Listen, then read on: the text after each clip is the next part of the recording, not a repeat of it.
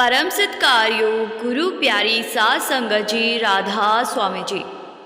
सात संगत जी, अक्सर हम जब किसी धार्मिक स्थान पर जाते हैं तो हमारी नज़रें उस स्वरूप को तलाशने लगती है जिन पर हमें विश्वास होता है जी, और जिनका स्वरूप हमारे मन में बसा होता है, और ये ह्यूमन नेचर होता है जी।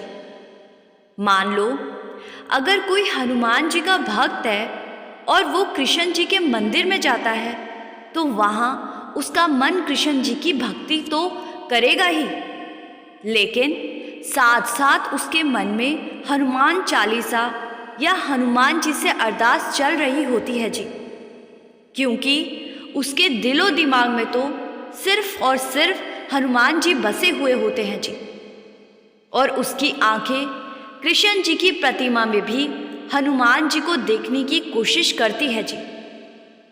लेकिन आज जिस वाक्यों को आप सुनने जा रहे हैं उसको सुनकर आपको सिर्फ हैरानी ही नहीं बल्कि आप सोचने पर मजबूर हो जाओगे कि विश्वास में कितनी बड़ी ताकत होती है जी। सात संगत जी, श्याम बाबा जिनका मंदिर राजस्थान के खाटू में है जी, उनका एक भक्त जब भंडारे पर पहली बार अपने किसी खास दोस्त के साथ डेरे आया तो उसने डेरे से वापसी लौटते समय कुछ ऐसी बातें बताई जिसको सुनकर हर कोई हैरान था जी। ये भाई श्याम बाबा का बहुत बड़ा भक्त है जी, और इसका खास दोस्त डेरे में सेवादार है जी, और बाबा जी से नामदान भी ले चुका है। और अपने करीबी दोस्त के कहने पर ये सत्संगी भाई उसके साथ साथ 2-3 बार खाटू जी जा चुका है जी, और इस बार इसके कहने पर इसका वो दोस्त डेरे चलने को तैयार हो गया। शुरू में तो वो मना कर रहा था क्योंकि उसका विश्वास सिर्फ मंदिरों में था। तो सत्संगी भाई ने उसको कहा कि चिंता क्यों करता है, जैसे खाटू में श्याम बाबा है ऐसे ही डेरे में भी बाबा जी हैं। तू बाबा जी के दर्शन श्याम बाबा समझ के कर लेना, क्या फर्क पड़ता है। बाबा जी भी मालिक का ही एक रूप है। सात संगत जी, जो सत्संगी है वो तो इस बात को समझते हैं कि बाबा जी कुल मालिक का रूप है, लेकिन जो सत्संगी नहीं होते उन्हें ये बात समझाना बड़ा मुश्किल है जी, क्योंकि उनकी सोच थोड़ी सी अलग होती है। और मंदिरों से जुड़े लोग अक्सर पूर्ण गुरुओं को एक आम इंसान ही समझते हैं जी। लेकिन सत्संगी भाई के 2-3 बार कहने पर उसका दोस्त डेरे चलने को तैयार हो गया जी। उसने सोचा कि मैं भी तो देखूं कि डेरे में ऐसा क्या है जो ये सत्संगी हर महीने वहां पहुंच जाता है। तो ये दोनों भंडारे के लिए अपने घर से निकल पड़े और कुछ घंटे के बाद डेरे में पहुंच गए जी। डेरे में एंटर होने से पहले सत्संगी भाई के दोस्त को लग रहा था कि वहाँ भी कोई मंदिर या गुरुद्वारे जैसा कोई स्थान होगा और वहाँ इनके गुरु बैठते होंगे और सब लोग गुरु के आगे माथा टेकते होंगे। लेकिन जब वो डेरे के अंदर एंटर हुआ तो डेरे की खूबसूरती और प्लान तरीके से बनी हर चीज़ ने उसको मोहित कर लिया जी, और वो बड़ी गौर से देख रहा था कि वहाँ सभी अनुशासन में अपनी सेवा कर रहे हैं। जब ये डेरे पहुँचे तो उस समय शाम के 6 बज चुके थे।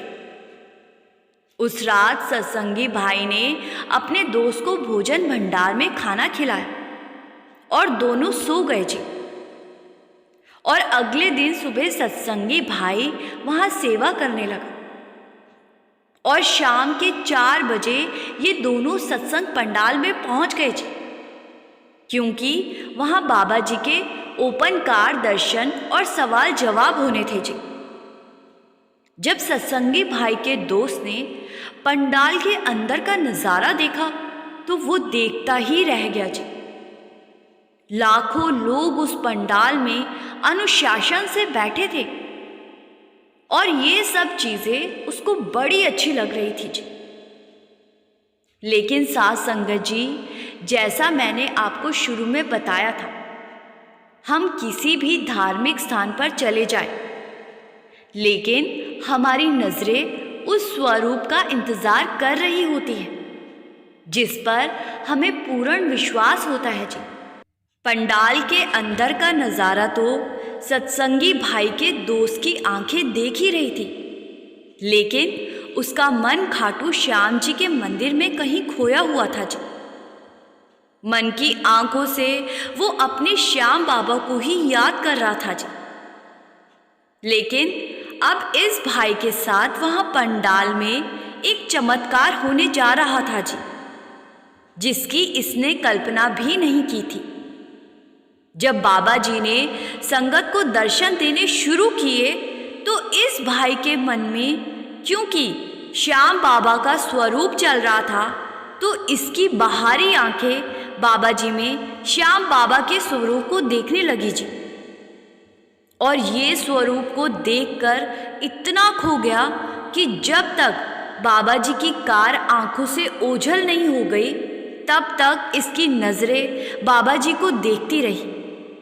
और जब इसके साथ बैठे सत्संगी भाई ने इसकी तरफ देखा तो उसके मन में सोचा कि पहले तो ये डेरे आने को तैयार ही नहीं था और अब ये बाबा जी के दर्शन ऐसे कर रहा है जैसे ये कई सालों से एक सत्संगी हो। साथ संगत जी, इसके दोस्त को कहाँ पता था कि उसको बाबा जी में श्याम बाबा के दर्शन हो रहे हैं, और वो भी साक्षात दर्शन। सत्संगी भाई के दोस्त ने ये बात उस दिन उसको नहीं बताई कि उसने अंदर किसके दर्शन किए, क्योंकि वो खुद भी कंफर्म नहीं था कि क्या सच में वहाँ श्याम बाबा थे या नहीं। ये सब सिर्फ इसलिए हो रहा था क्योंकि मेरे मन में बार बार श्याम बाबा का स्वरूप आ रहा था। सत्संगी भाई के दोस्त ने सोचा कि इसको ऐसा कुछ बताऊंगा तो ये मेरा मजाक उड़ा देगा, तो उसने सत्संगी भाई को इस बारे में कुछ नहीं बताया जी। और वो पूरा दिन भी बीत गया। अगले दिन दोनों दोस्त सुबह फिर से पंडाल में पहुंच गए जी, क्योंकि उस दिन बाबा जी ने सुबह सत्संग फरमाना था जी। सत्संग वाले दिन पंडाल में पहले वाले दिन से भी बहुत ज़्यादा संगत पहुंच गई थी, और ये सब कुछ सत्संगी भाई का दोस्त देख रहा था जी। तो उस दिन जैसे ही बाबा जी स्टेज पर आए तो सत्संगी भाई और इसका दोस्त टीवी में बाबा जी को देख पा रहे थे।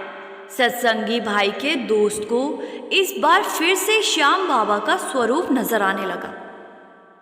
सत्संगी भाई ने बहुत बार अपनी आंखें अपने रुमाल से साफ की, लेकिन हर बार उसको वहां श्याम बाबा का स्वरूप नजर आ रहा था जी।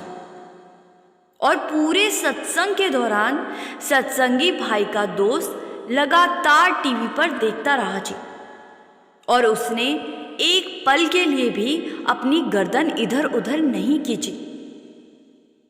अब ये सब पास बैठा सत्संगी भाई नोट कर रहा था और फिर से मन में सोच रहा था कि ये तो बाबा जी को देखकर इतना दीवाना हो गया है कि एक पल के लिए भी इधर उधर नहीं देख रहा। जब सत्संग खत्म हो गया तो सत्संगी भाई ने अपने दोस्त से पूछा कि भाई, तू तो बाबा जी को ऐसे देख रहा था जैसे तेरा कोई बहुत पहले से परमारथ से रिश्ता हो। दोस्त चुप रहा और उस समय कुछ ना बोला, और जब ये दोनों वापस घर जाने के लिए निकले तो उसने सत्संगी भाई को वो सब कुछ बताया जो उसने डेरे के अंदर एहसास किया था। उसने बताया कि मुझे तुम्हारे गुरु के स्वरूप में श्याम बाबा के दर्शन हुए और इसीलिए मैं तुम्हारे गुरु के दर्शन करने में इतना खो गया था और लगातार 2 दिनों तक मेरे साथ ऐसा हुआ है। पहले दिन मुझे लगा कि ये शायद मेरा कोई वहम होगा, लेकिन दूसरे दिन जब टीवी पर उन्हें देखा तो मुझे समझ आया कि ये कोई वहम नहीं है, बल्कि मेरे श्याम बाबा की कोई लीला है। सारी बात सुनकर सत्संगी भाई कहने लगा कि बाबा जी के दर्शन करने जब भी कोई डेरे आता है तो बाबा जी उसको नाराज नहीं करते, अब वो चाहे कोई गैर सत्संगी ही क्यों ना हो। डेरा एक धार्मिक स्थान है और डेरे में आने के बाद तेरी आंखें श्याम बाबा को तलाश रही थी, क्योंकि तुझे श्याम बाबा पर पूर्ण विश्वास है। इसीलिए बाबा जी ने ऐसा खेल रचा कि तेरे मन की जो मनोकामना थी उस मनोकामना को बाबा जी ने अपने अंदर तुझे श्याम बाबा के दर्शन करवाकर पूरी करवा दी। साध संगत जी, मालिक का तो ना कोई रंग होता है और ना कोई रूप होता है, लेकिन हर इंसान किसी ना किसी स्वरूप को मालिक का स्वरूप मानकर अपने मन में बसा लेता है जी। और ऐसा एहसास जैसा सत्संगी भाई के दोस्त को हुआ, ऐसा उन लोगों के लिए कोई नई बात नहीं है जिन्होंने मालिक के साथ रिश्ता जोड़ लिया होता है। आंखें बंद करने पर हमें अक्सर वही स्वरूप दिखाई देता है जी, जिन पर हमें अटूट विश्वास होता है जी। ऐसा ही एक और वाक्य आप इस वीडियो में सुनते जाइए जी। जब एक बुजुर्ग अम्मा को बाबा जी के अंदर हजूर महाराज जी और नए सदगुरु हजूर के अंदर 34 साल पहले वाले बाबा जी का स्वरूप दिखाई देने लगा। साध संगत जी, जब एक सत्संगी अपने गुरु के साथ अंदर से रिश्ता जोड़ लेता है तो फिर उसको बाहरी दर्शनों की कभी कोई परवाह नहीं होती जी। बहुत सारी संगत ऐसी है जिन्होंने हजूर महाराज जी से नामदान लिया हुआ है और कहते हैं कि जिन गुरु से नामदान मिला होता है उन्हीं का स्वरूप उस सत्संगी के दिलो दिमाग में बैठ जाता है। आज करोड़ों सत्संगियों ने बाबा जी से नामदान लिया हुआ है और भजन सिमरन करते समय चाहकर भी वो सत्संगी कोई दूसरा चेहरा अपने ध्यान में नहीं ला पाते जी, क्योंकि उनके दिलो दिमाग में बाबा जी का स्वरूप बसा हुआ है जी। लेकिन पिछले भंडारे पर एक सत्संगी अम्मा ने कुछ ऐसी बात समझाई और अपनी खुद की ऐसी आप बीती सुनाई कि संगत की आंखों से आंसू बहने लगे थे जी। इस अम्मा ने बताया कि ये बहुत ज़्यादा बाहरी दर्शन नहीं करती, क्योंकि इस अम्मा के अंदर सद्गुरु का स्वरूप बसा हुआ है। इसकी भजन बंदगी ने अपने अंदर से ही सद्गुरु के साथ रिश्ता जोड़ रखा है। लेकिन उस दिन भंडारे पर जब ये अम्मा पहुंची थी तो अम्मा पंडाल में सत्संग सुनने के लिए बैठी हुई थी और उस दिन बाबा जी ने एक शॉल ओढ़ रखी थी जी और बाबा जी के साथ सफ़ेद कुर्ते पजामे में नए सद्गुरु हजूर जी बैठे हुए थे जी। अम्मा को स्टेज पर ऐसा दिखने लगा जैसे वहाँ बाबा जी नहीं बल्कि हजूर महाराज जी बैठे हुए हैं और सफ़ेद कुर्ते पजामे में साथ में बैठे नए सद्गुरु हजूर जी ऐसे लग रहे थे जैसे 34 साल पहले बाबा जी लगते थे जी। ये नज़ारा देखकर अम्मा पंडाल में बैठे बैठे रोने लग पड़ी थी जी। अम्मा ने बताया कि ये सब उस मालिक की मौज से होता है।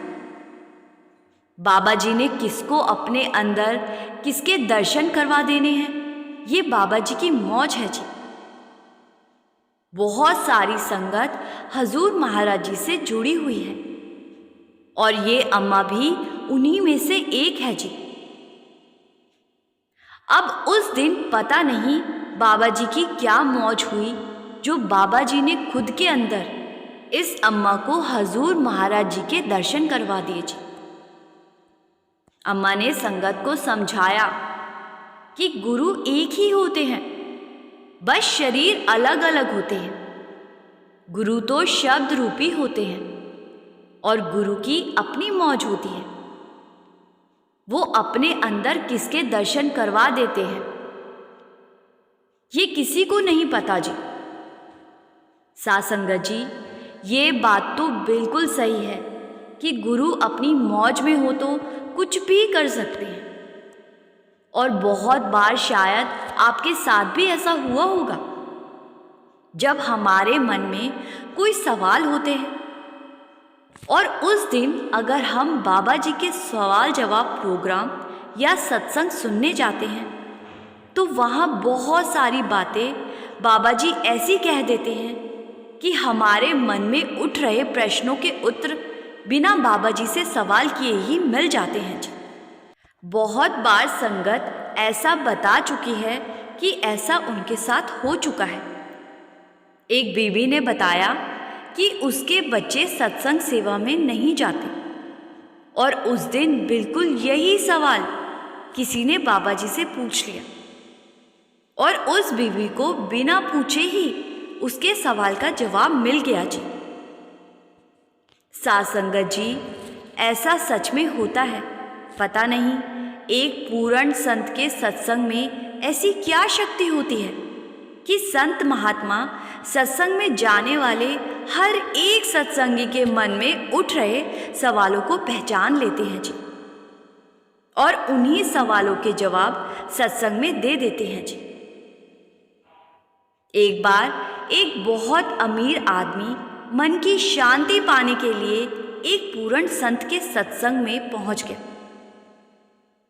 इस आदमी के पास पैसे की कोई कमी नहीं थी, घर परिवार सब कुछ बहुत अच्छा था, लेकिन इसका मन हर समय अशांत रहता था।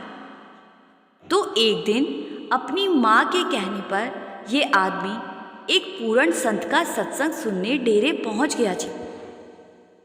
इसने सोचा कि सत्संग सुनकर मन शांत हो जाएगा और उस दिन संत जी ने सत्संग में एक छोटी सी साखी सुना दी जी और उस साखी की बातें इस अमीर आदमी के मन में उठ रही अशांति का सबसे बड़ा कारण थी जी। संत जी बोले, एक अमीर सेठ को अपनी आने वाली पीढ़ी की बड़ी चिंता रहती थी। उसको उसके मुनीम ने कहा था कि सेठ जी, आपके पास इतना पैसा है कि आप और आपके बच्चे सारी उम्र बिना कुछ करे भी ऐश की जिंदगी जी सकते हैं। अब सेठ को चिंता हो गई कि अगर सिर्फ इतना ही पैसा है कि मैं और मेरे बच्चे खा सकते हैं, तो इसका मतलब मेरे बच्चों के बच्चे तो फिर भूखे मर जाएंगे। अब सेठ का मन अशांत हो गया। सेठ किसी संत जी के सत्संग में गया। संत जी को सारी दुविधा बताई और संत जी ने कहा, ये तो बड़ी छोटी सी बात है, तुम बस एक काम करो, आश्रम के बाहर एक झोंपड़ी बनी हुई है, उसमें एक बूढ़ी अम्मा रहती है, उनको थोड़ी सी सब्जी और 10-15 किलो आटा चावल दे आओ। अम्मा ने ये सब स्वीकार कर लिया तो तुम्हारे पास इतना पैसा आने लगेगा कि तुम्हारे बच्चों के बच्चे भी बिना कुछ करे जी सकेंगे। सेठ उसी टाइम सामान लेकर अम्मा के पास चला गया और अम्मा से बोला, माँ जी, ये सब स्वीकार करो।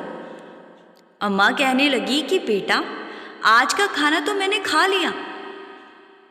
सेठ कहने लगा कि अम्मा कोई बात नहीं, कल के लिए रख लो। अम्मा कहने लगी कि कल तो ये सामान खराब हो जाएगा, आप किसी ज़रूरतमंद को ये सामान दे दो। सेठ कहने लगा कि अम्मा, इनमें से वो सामान आप रख लो जो 3-4 दिन तक खराब ना हो। अम्मा ने जवाब दिया कि मैं किस लिए आने वाले दिनों की चिंता करूं? जिसने आज दिया है वो कल भी देगा और आगे भी देगा। तू ये सामान ले जाकर उसको दे आ जिसको इसकी आज जरूरत है। अब ये सुनकर सेठ हैरान हो गया और सोचने लगा, ये बूढ़ी औरत अपने आने वाले कल के दिन की चिंता नहीं कर रही और मैं अपने आने वाले कई साल बाद की चिंता लेकर परेशान हो रहा हूं। मेरे मन में ये बात क्यों नहीं आई कि जिसने आज इतना दिया है आगे भी तो वही देगा। सेठ को संत जी के समझाने का तरीका बहुत पसंद आया जी और सेठ ने इस टेंशन को अपने मन से निकाल दिया जी कि उसके बच्चों के बच्चों का क्या होगा। जब ये साखी सत्संग में उस अमीर आदमी ने सुनी तो उसको भी उसके सवालों का जवाब मिल गया जी। उसका मन भी इसीलिए अशांत था कि और ज्यादा पैसा कैसे कमाया जाए, कि मेरी आने वाली पीढ़ियों को कोई दिक्कत ना हो।